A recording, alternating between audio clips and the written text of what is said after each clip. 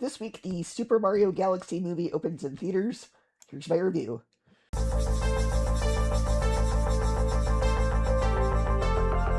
This movie is exactly what a great sequel is supposed to be. Instead of just repeating the same formula as the first film, it expands everything: the story, the characters, and the world building in a way that feels bigger, bolder, and more imaginative.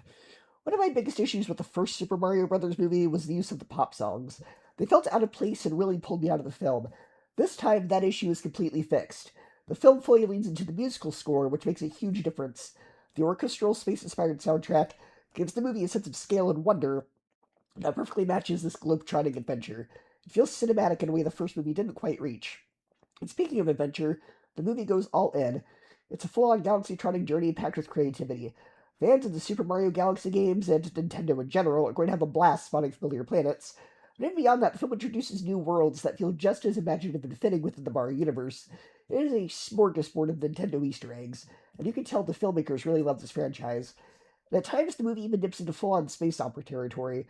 There's a sequence on a casino planet that feels heavily inspired by Star Wars The Last Jedi. It was very reminiscent of Canto Bight, with a larger-than-life villain who gave off serious Jabba the Hutt vibes.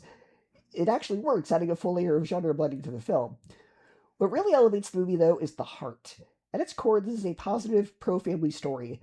It emphasizes connection, loyalty, and growth in a way that feels genuine and uplifting without feeling preachy or heavy-handed. That emotional grounding keeps the film from just being spectacle. It gives it meaning. I'd say it's almost on par with, early Pixar films, how much heart it has. And the comedy is another standout, though it also is a little bit mixed. The jokes themselves are solid, but what really sells them is the animation. The characters are so expressive that even a simple reaction can make a moment hilarious. There are times where the humor doesn't come from the punchline itself, because the punchline is kind of weak, but from the characters' reactions and the animation of their reactions, and that's where the animation truly shines. And honestly, I have no idea why the movie got a PG rating.